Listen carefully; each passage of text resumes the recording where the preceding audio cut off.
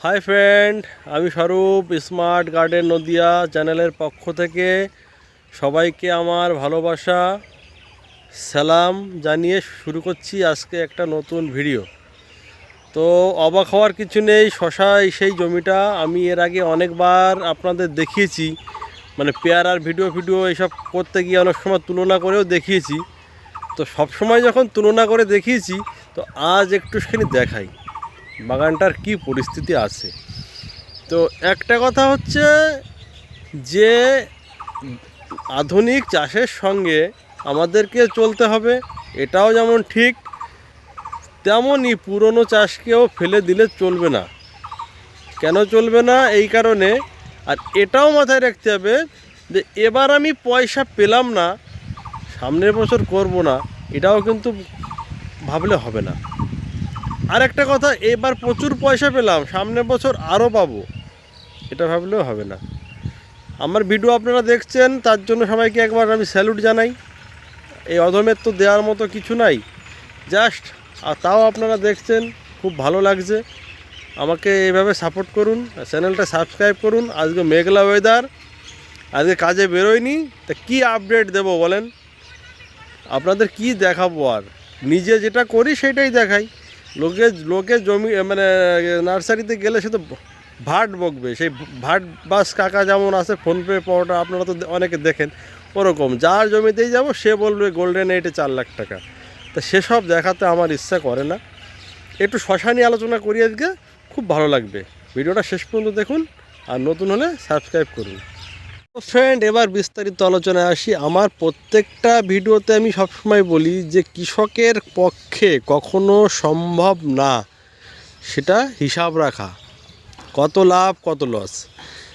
এবার বিষয়টা হচ্ছে, এই শশাটা হারভেস্ট করছে, আগেও একটা ভিডিও দিয়েছিলাম এই শশাতে, সে বলেছিলাম, আপনাদের হয়তো খেয়াল আছে কি না, যে এটা রমজান টার্গেট শশা, মানে রমজান মাস থেকে উঠবে। তো রমজান মাসটা আপনারা তো জানেন যে এটা প্রতি বছরই এগিয়ে আসে এর ডেট। তো এইবার কিন্তু শীতের, মানে যখন রমজানটা শুরু হয় একটু শীত ছিল, হালকা একটু শীত ছিল, যার জন্য কী হচ্ছিলো, শশাটা চাহিদাটা কম ছিল। তো যখনই 2-4-5টা রমজান হওয়ার পরে যখনই টেম্পারেচারটা বেড়ে গেল, আমাদের আবহাওয়ার পরিবর্তন এসে গেল, তখন কিন্তু শশার চাহিদাটা মানুষের মধ্যে আস্তে আস্তে বাড়তে শুরু করলো, এবং সেই সঙ্গে সঙ্গে দামটাও বাড়তে শুরু করলো। যেমন যে ভ্যান্ডারগুলো বাইরের থেকে আসতো, তারা আসছিল না, প্রথমে চাষিদের লোকালে বেচতে হচ্ছিলো, তারপরে যখন ভ্যান্ডারগুলো আসা শুরু করলো, দাম কিন্তু একটু একটু করে বাড়তে এখন যে জায়গায় আছে বর্তমান, আজকে আমি ভিডিও করছি মার্চের 21 তারিখ, আজকে কিন্তু 28-30 টাকা বাজার। হ্যাঁ, 28-30 টাকা বাজার শশার পক্ষে যথেষ্ট ভালো বাজার। কিন্তু যখন ভ্যান্ডার আসছিল না, তখন কিন্তু 8 টাকা, 12 টাকা, 13 টাকা, এরকম 11 টাকা এরকম বাজার ছিল। এইবার সমস্যাটা কী হচ্ছিলো, চাষি ভাইরা তখন কিন্তু মনে করেছিল যে এবার প্রচুর চাষ, এবার আমরা যত্ন করব না। তো সেই জন্য কিন্তু দেখুন, এইসব গাছ কিন্তু আরও অনেক দিন টিকতো। এরা কী করে ফেলেছে, তখন কিন্তু যত্নের অভাব হয়ে গেছে। তো আমরা যদি লক্ষ্য করি, দেখুন ডাউনি মিলডিউ কিন্তু অলরেডি ধরে গেছে, সঙ্গে ম্যাপ পোকা, দেখুন পাতার উপরে ম্যাপ পড়ছে। সাদামাছিও কিন্তু উড়ছে, এই দেখুন সাদামাছি, হোয়াইট ফ্লাই অলরেডি উড়ছে, ক্যামেরাতে আসছে কিনা জানি না। থিপসও আশা করি থাকবে, হ্যাঁ থিপসও আছে। এই কারণে এই যে 7-8 দিন হলো, 7-8 দিন হলো, দাম কিন্তু 28-30 টাকা, 32 টাকাও চলে এসছে। এইবার চাষি ভাই সমস্যাটা কি হচ্ছে, এই যে ঘাটতিটা ফেলে দিয়েছে, এটা আপনি কি করে মেকআপ করবেন? যেদিন যাবে বাজার কিন্তু আর কমবে না, এই পশ্চিমী এই যে ঝঞ্ঝাট, এই যে একটা বৃষ্টি হালকা পাতলা হচ্ছে, এটা হয়ে গেলে কিন্তু অনেকের জমিতে আরও সমস্যা হয়ে যাবে, বাজার আরও বেড়ে যাবে। তো দর্শক, কি বুঝলেন? এই শর্ট টাইমে চাষে বাজার যাই হোক না কেন, এর কখনো অবহেলা করতে হয় না।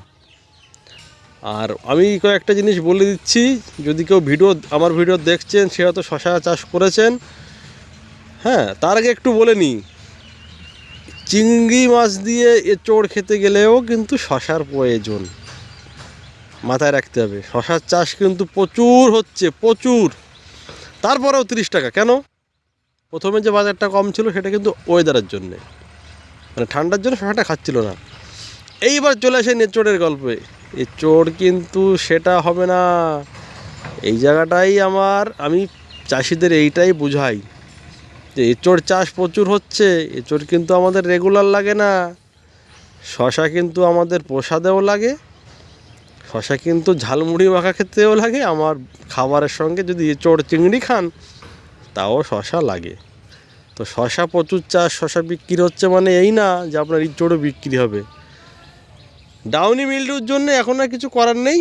এখন সস্তার মধ্যে বলবো অ্যামিস্টার টপ, লিভিক্সের বুস্টার 3 মারতে হবে। এখন প্রচুর ফুল, মানে স্ত্রী ফুল আসবে, ঠিক আছে।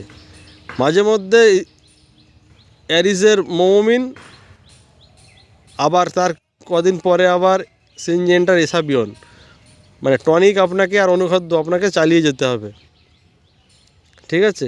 সাদা মাছির জন্য কিছু একটা হালকা পাতলা দিলেই হবে, আমি খুব বেশি কিছু বলবো না, একতারা এক্কা এসব দিলেই হবে, হ্যারিয়ার। আর থিপসের জন্য এই মুহূর্তে আপনারা ওই গ্যাসিয়া গোদরেজের ব্যবহার করছিলেন ওটাই করুন, হ্যাঁ। অ্যামিস্টার টপ, আর তার 4 থেকে 5 দিন পরে একবার করে ম্যারিভন। এই যে ওয়েদারের তারতম্য হচ্ছে, শশার জালি হলুদ হয়ে যাচ্ছে, এর জন্য ম্যারিভন ব্যবহার করুন। তো ভিডিওটা কেমন লাগলো একটু কমেন্টস করুন।